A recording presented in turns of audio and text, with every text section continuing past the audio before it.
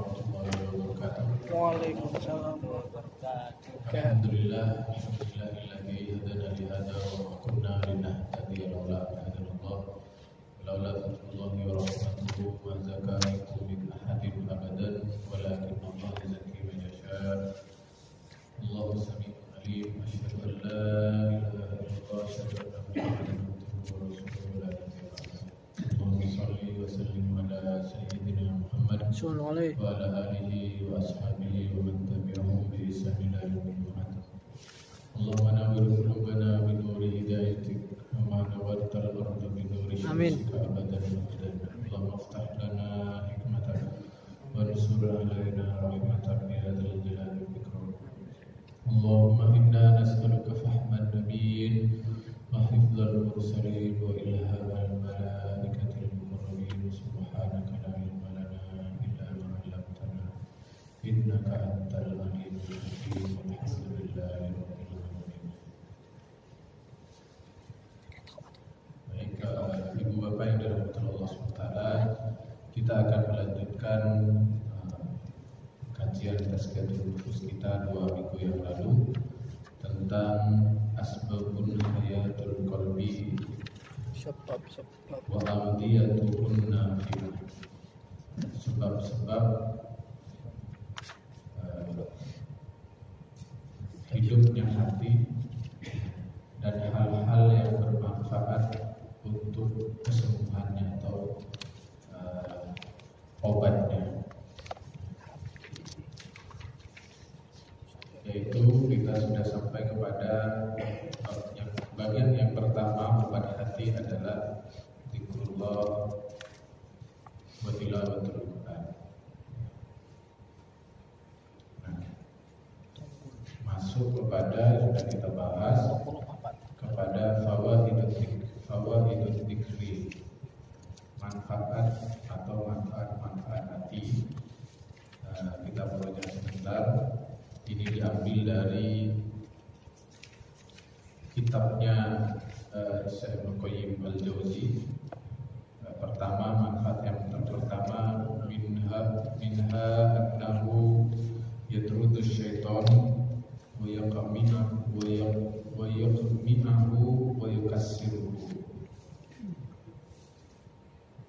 akan menjauhkan dari setan, wa yardur rahman azza wa jalla, mendapatkan ridho dari Allah, wa yazilul hamma wal ghamma wal hazan, menjauhkan dari rasa sedih, kesempitan dan kesusahan, wa yajlibu lil qalbil farah wa surur wal basd, dan menggantinya dengan kebahagiaan. Ala bi dzikrillah tatmainnul qulub.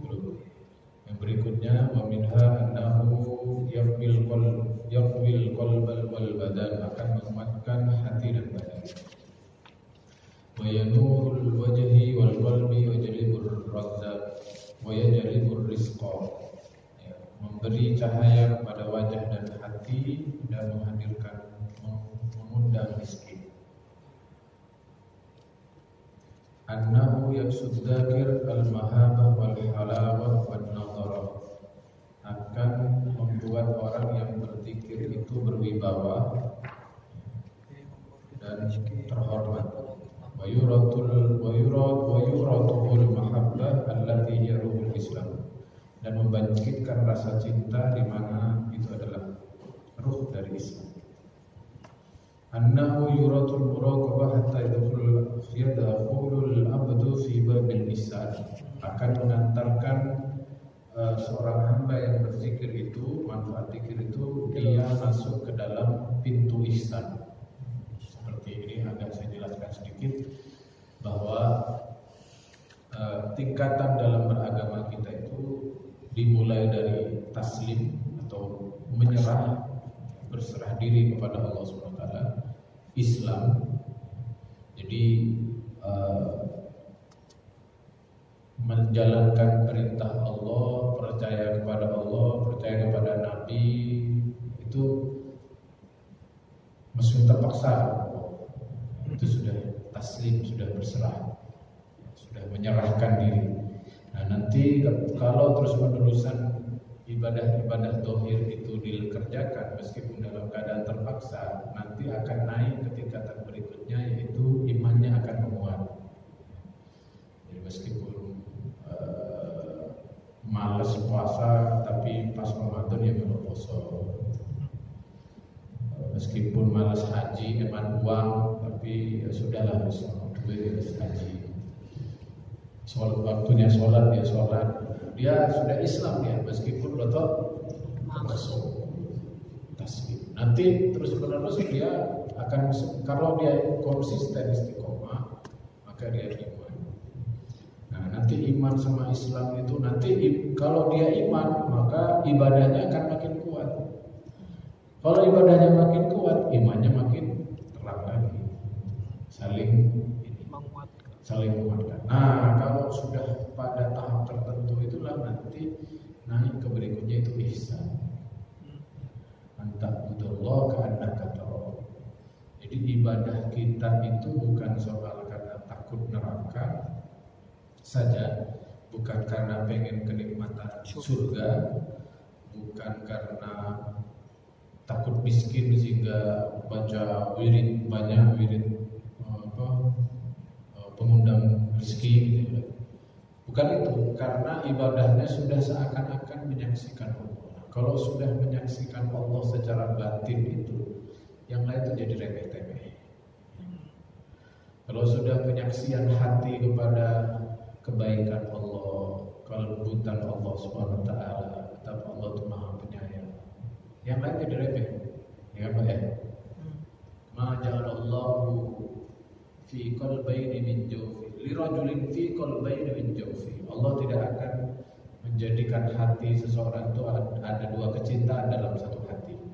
Jadi kalau kita mencintai selain Allah dengan sangat-sangat, maka cinta kepada Allah itu tidak akan ada. Sebaliknya, kalau kita cinta kepada Allah dengan sangat-sangat, maka sebaliknya yang lain itu jadi biasa. Kalau kita ini kok campur-campur ya, karena bodoh-bodoh gak maksimal. Tapi kalau ini kuat, maka pasti yang satu berubah. Kalau cinta akhirat kuat, maka cinta dunianya kan lemah. Kalau cinta dunianya kuat, akhiratnya pasti lemah. Ada mungkin dua-duanya ini. Saya cinta dunia dan cinta akhirat, ada mungkin. Nanti berarti orang yang cinta akhirat nanti meninggalkan dunia. Tidak gitu. Dia mencintai dunia itu karena tuntutan akhirat juga. Dia cinta ke istrinya itu bukan soal karena syahwat, tapi karena disuruh, dituntut oleh syariat. Dia kerja nyari uang, itu bukan karena cinta dunia, tapi karena dituntut sama syariat. Itu saja. Jadi motifnya kembali ke akhirat. Sama kalau orang cinta dunia juga gitu. Apa dia kemudian tidak sholat? Dia sholat, tapi sholat saat isoe. Nah, ini jadi orang yang ahlu dzikir nanti akan membuat dia, mengantarkan dia kepada kedudukan levelnya bukan hanya Islam iman tapi juga ihsan. Kalau ihsan itu antara jadi ibadah dengan rasa. Jadi ibadahnya itu dengan perasaan. Karena apa? Perasaan itu muncul otomatis karena hatinya tidak bisa tidak seakan-akan menyaksikan kebesaran Allah. Yang lain jadi tampak kecil, urusan dunia menjadi remeh-temeh ya. Dia merasakan betul betapa sayangnya Allah sehingga dia itu harus membalas kasih sayang Allah. Dia dalam suasana itu. Wa yuratuhul inaba wal qarba ya. Wa yuratul inaba wal qarba. Dia akan mendatangkan kepada dia inaba, keinginan untuk terus kepada Allah Subhanahu. Ingin seakan-akan dia itu tidak mau berpisah dengan Allah. Orang seperti itu.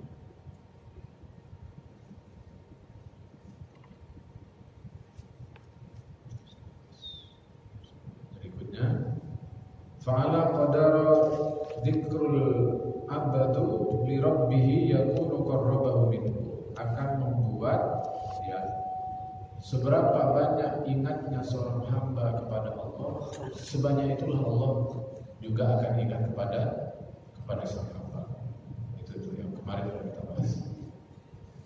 Wa minha annahu yuradu dzikrullah azza wa jalla qala ta'ala fadhkuruni adhkurkum. Akan membuat orang yang berzikir kepada Allah itu juga akan diingat oleh Allah Subhanahu wa taala. Ingatlah kepadaku, maka aku akan ingat kepada kalian.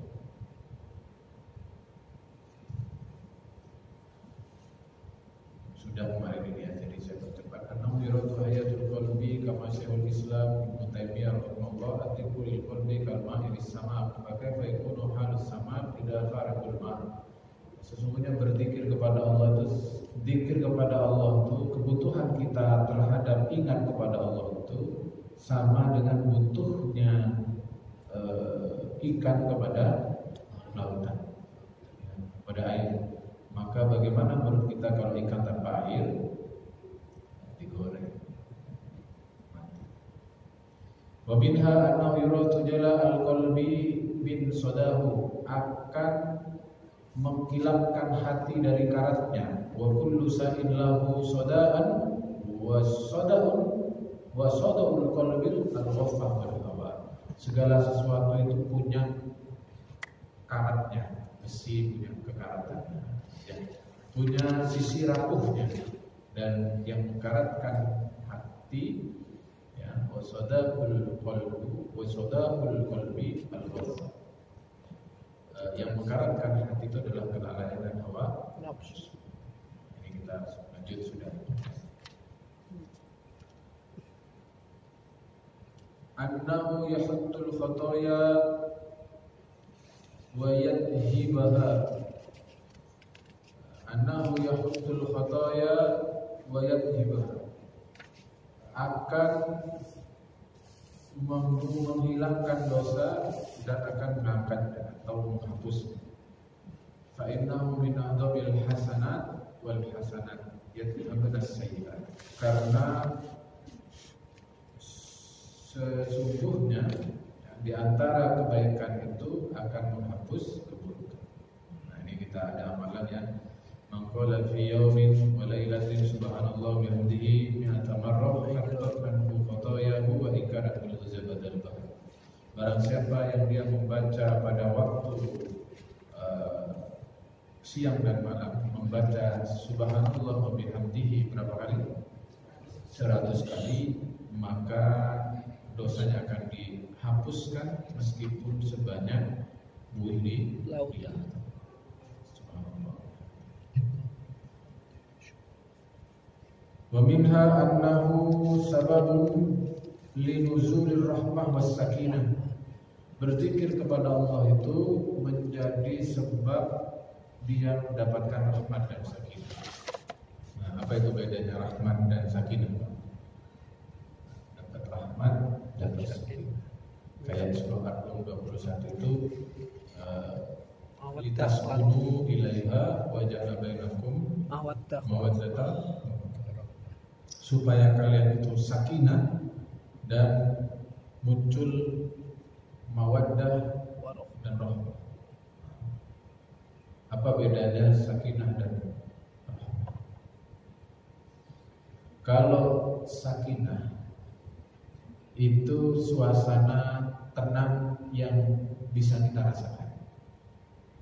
Jadi suasana tenang, suasananya itu sakinah. Nah, sakinah itu bisa dari macam-macam.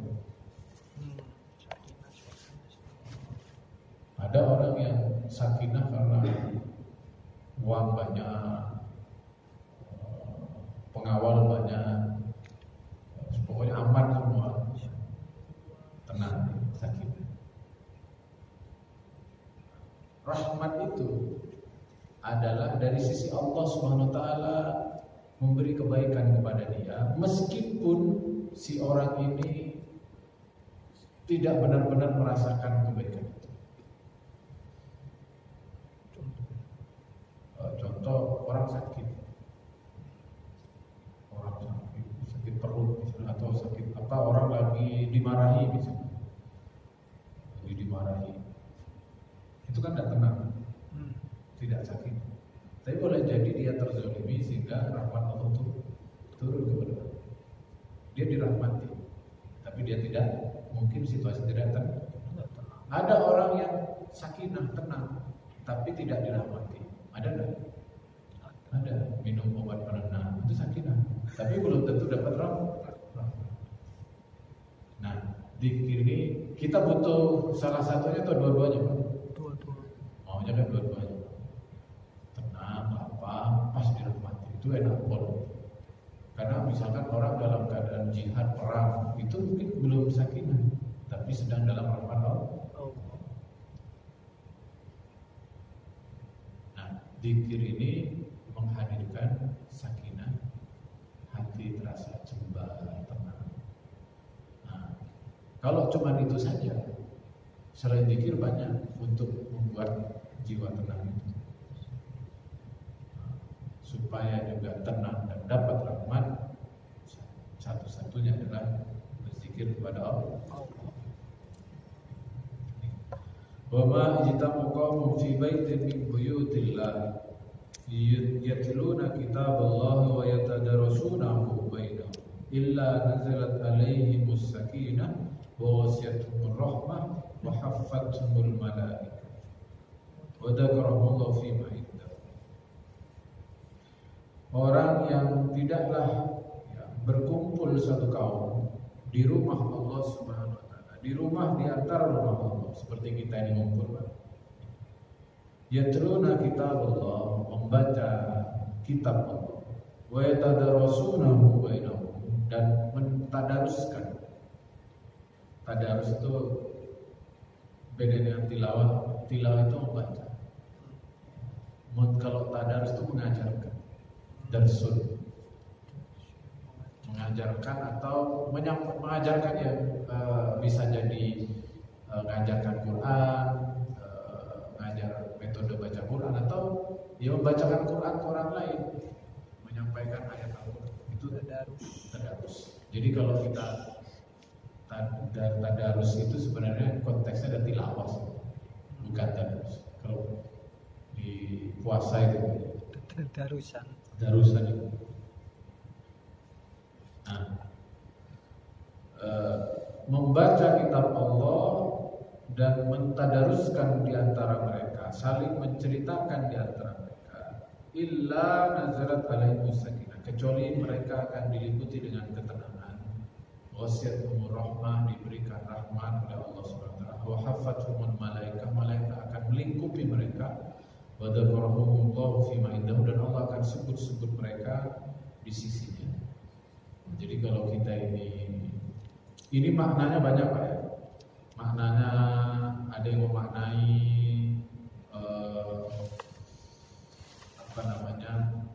kumpul-kumpul tahlilan, istighosaan, zikir bersama, ada yang maknai. Itu masuk, masuk. Ngaji begini masuk.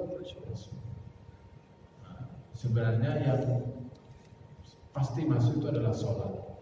Sholat itu ya kan berzikir, ya kan, membaca Quran dan baca Quran.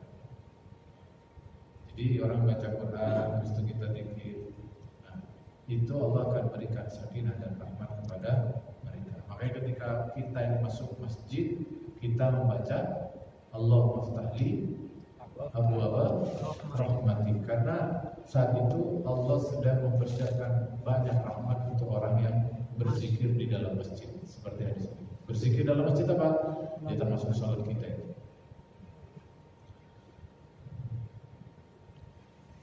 Rahmat dan sakinah. Wa minha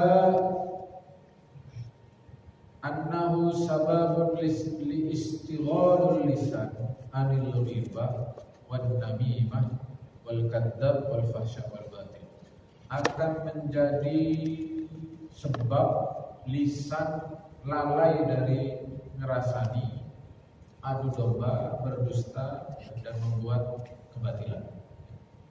Jadi karena banyak berzikir akan menyebabkan kita ini gak sempat melakukan dosa lisan.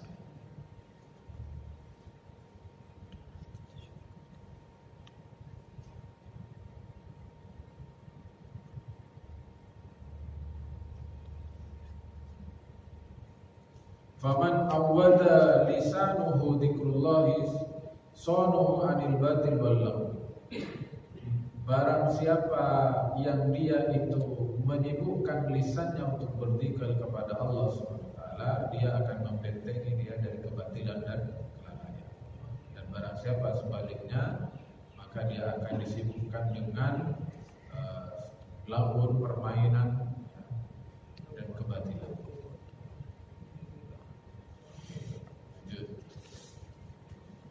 Wa minha, dan salah satu keutamaan zikir, annahu rasul jannah kama fi hadits Jabir an Nabi sallallahu alaihi wasallam qala subhanallahil azim wa bihamdihi urasat lahu nafhatun fil jannah.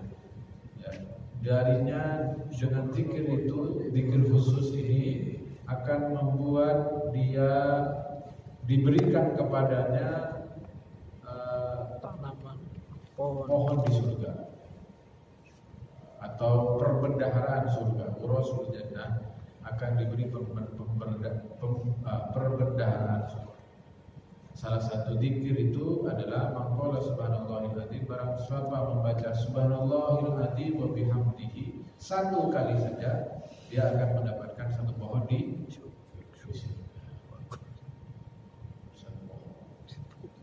Wa subhanallah bil azim wa bihamdihi dapat apa ya? Nah kalau sampai tulis dua pohon, dia kan tidak mungkin sampai wongi kawan kan, mungkin. Bisa?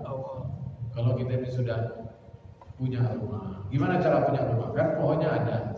Kalau pohonnya ada, dan ada rumahnya kan gimana? Masa mau tinggal di bawahnya pohon di surga? Nah, salah satu cara supaya dapat rumah di pohon, maka kata Nabi, barang siapa yang bangun rumahnya Allah di dunia, maka Allah akan bangunkan rumah untuk jadi surga. Atau ikut nyumbang masjid. Ikut nyumbang masjid, insya Allah itu jadi rumah. Rumahnya ada, pohonnya ada. Ya. Ada mungkin terus oma iki yang suka lewat ono omai pohon yang ono tapi kamu tak pernah di nang rokok kan dah. Mudah-mudahan tidak.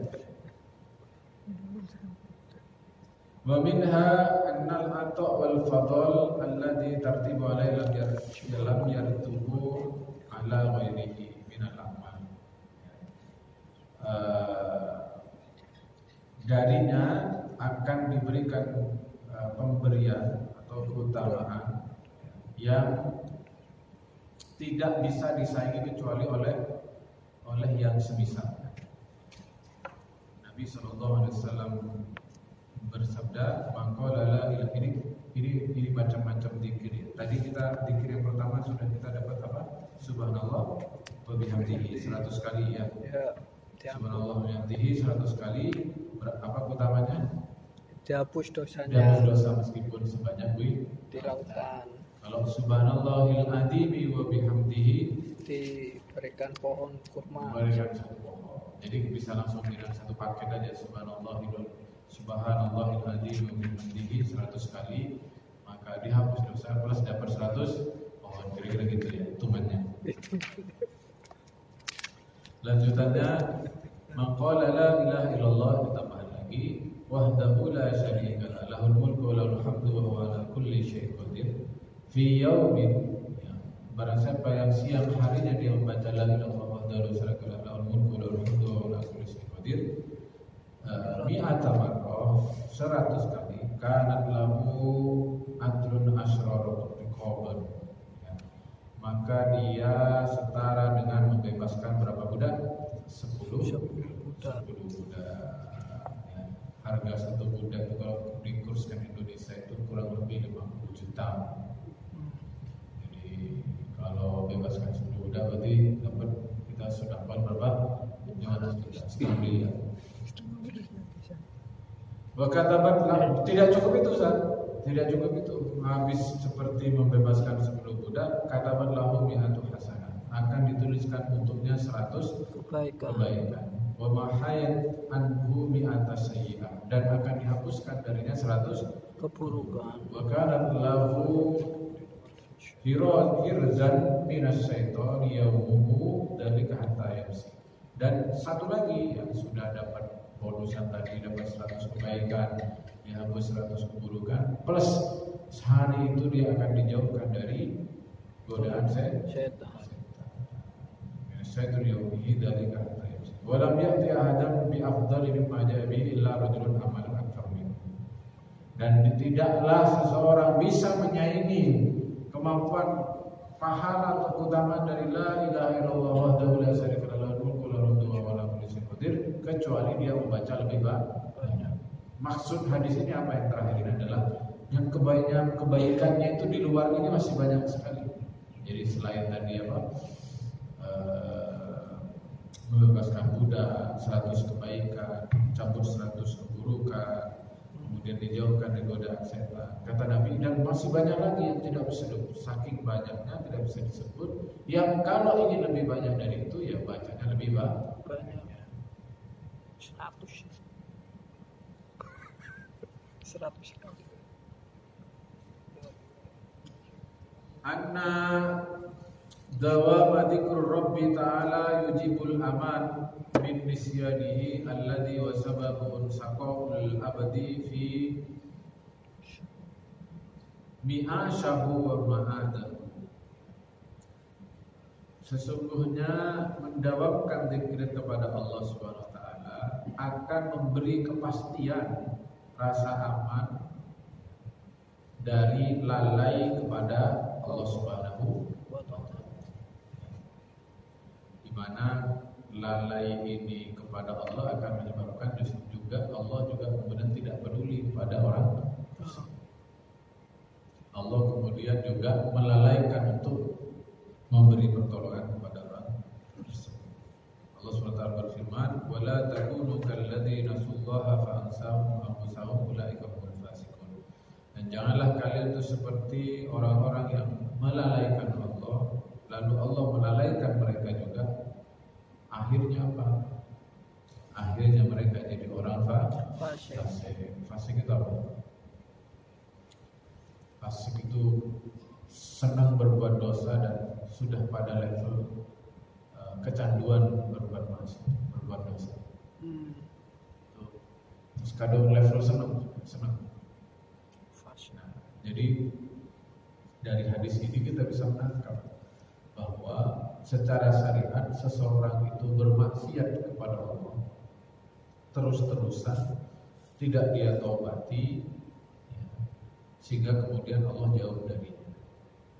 Nah, juga secara hakikat sebenarnya Allah menjauhi orang ini tidak diberi hidayah sehingga dia terus jatuh kepada maksiat.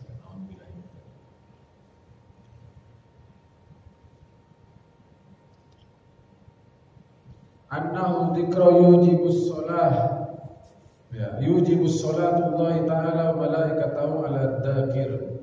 Orang yang berzikir kepada Allah SWT akan memastikan Allah untuk bersolawat kepadanya dan juga diikuti oleh malaikat-malaikat. Allah bersolawat untuk kita itu maksudnya apa? Kalau kita bersolawat untuk Rasulullah berarti mendoakan Rasulullah keselamatan Rasulullah. Kalau Allah yang bersolawat kepada kita, apa maknanya?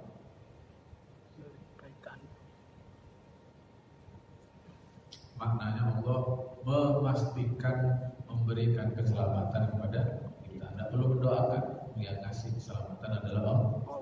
Kalau kita bersolawat untuk Nabi itu mendoakan Nabi. Tapi kalau Allah bersolawat untuk Nabi Sallallahu Alaihi Wasallam atau berselawat untuk kita, maka itu adalah jaminan dari Allah untuk memberikan keselamatan kepada kita. Allah SWT berfirman, "Ya ayyuhalladzina amanu dzkurullaha dzikran katsira wasabbihu bukratan wa asila walladzi yusalli 'alaikum malaikatahu liyukhrijakum minadh dhulumati ilan nur wa kana bil mu'minina rahima." Wahai manusia, berzikirlah kepada Allah SWT. Ya, singkatnya dalam waktu pagi dan petang, karena dialah Allah yang akan bersolawat untuk kalian kalau kita ini berzikir. Nah, kalau kita disolawati oleh Allah dan malaikat itu ya sudah jaminan, insyaallah.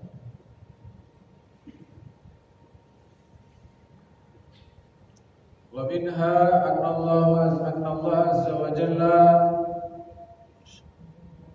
yubahi bidzakirin wa malaikatahu kama fi hadits Nabi Sa'id. Sesungguhnya Allah akan membanggakan orang-orang yang berzikir dan malaikat-malaikat juga akan membanggakan sebagaimana yang dikisahkan oleh sahabat Abu Sa'id Al-Khudri.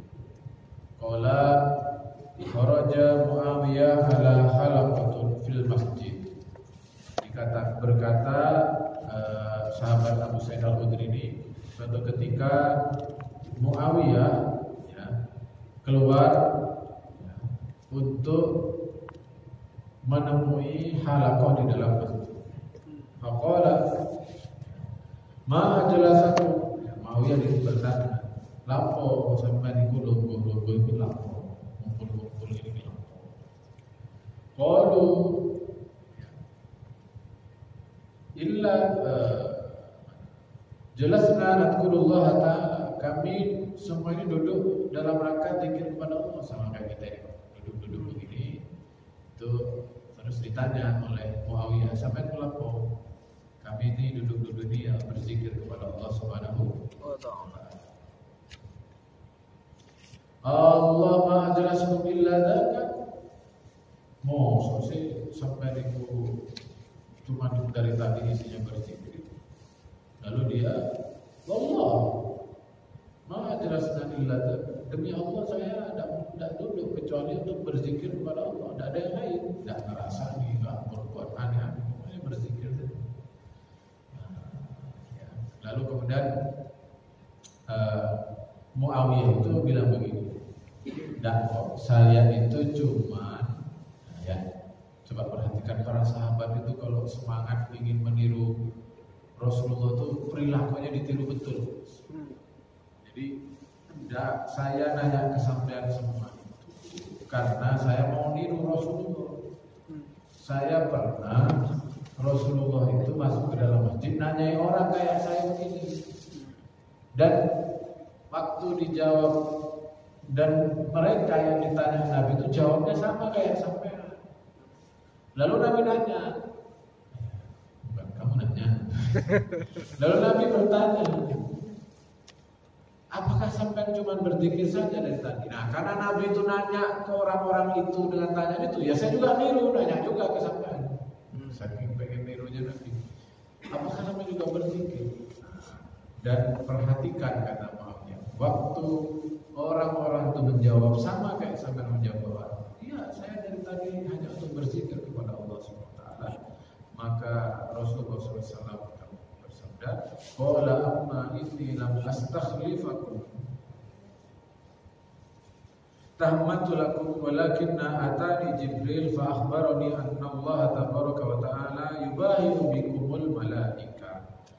Adapun saya itu nanya ke sampean, apakah sampean benar-benar cuma berzikir, bukan karena mau meragukan sampean.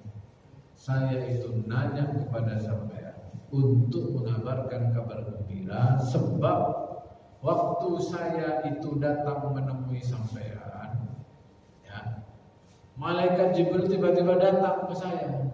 Lalu dia bilang, Muhammad, sampaikan kepada orang-orang yang lagi bermajelis zikir itu bahwa Allah sedang membanggakan saat ini mereka di hadapan malaikat. Mudah-mudahan ini jadi penyemangat motivasi kita Bapak Ibu semua untuk memakmurkan masjid, zikir bersama seperti ini. Ya, ngaji taklim kayak begini adalah bagian dari majelis zikir. Dan sampai majelis ini selesai, di alam lain Allah membanggakan kita di depan malaikat.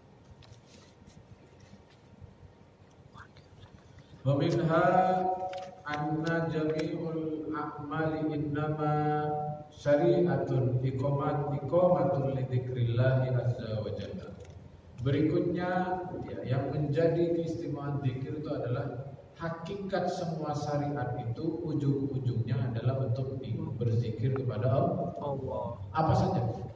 Salat tujuannya adalah mengingat berzikir. Aqimis sholata lidzikri. Katakan inna sholata tanha 'anil fahsya'i wal munkar wa dzikrullahi akbar. Jadi semua ujung dari syariat-syariat yang Allah tetapkan intinya adalah supaya kita zikir. Misalkan Ustaz Muslimin daftar haji. Inti haji itu ya supaya bisa ingat kepada Allah. Bahkan tidak ngapa-ngapain, kita hanya menghindari maksiat. Saat kita menghindari maksiat itu intinya adalah ingat kepada Allah.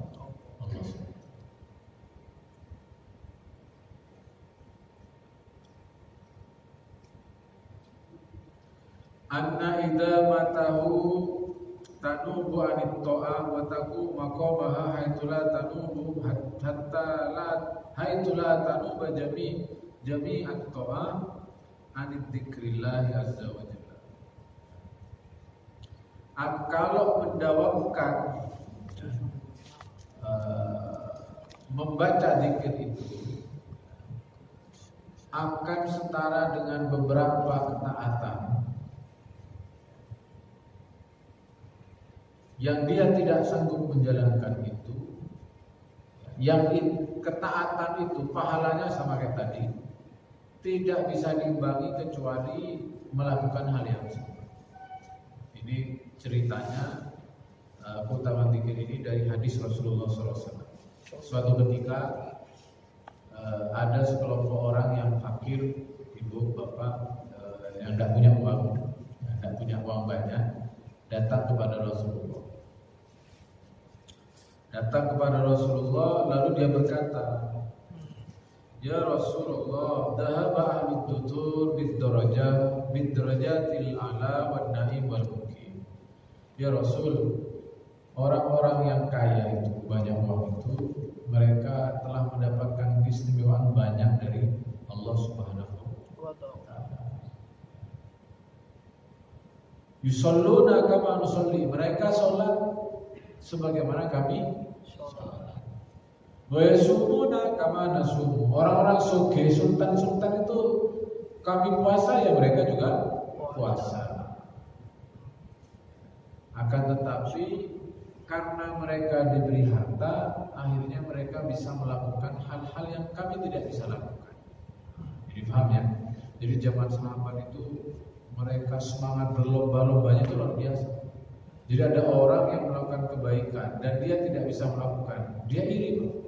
Makanya datang ke Rasul, ya Rasul, orang-orang kaya itu pasti lebih hebat dari saya. Loh, kok bisa? Kalau saya sholat, mereka juga sholat. Kalau saya puasa, mereka juga puasa. Tapi ada ibadah yang saya tidak bisa lakukan, dia bisa lakukan, yang ada hubungannya dengan materi.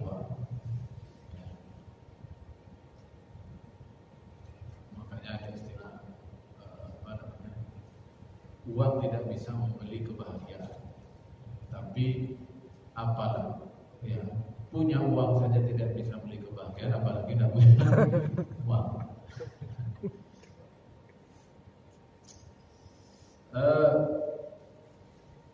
Lalu orang ini tanya ke Rasul, mereka itu haji, kami tidak bisa haji.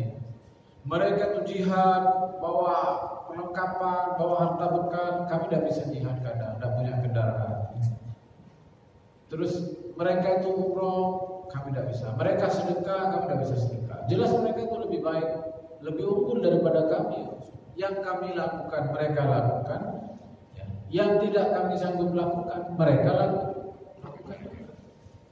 Maka Rasulullah SAW berkata, faqala al-ala mu'allimakum syai'an tadrukuna bihi man sabaqakum wa tasbiquna bihi min ba'dikum wa la ahdin yakun afdala minkum illa man sana'a mithla sana'tum.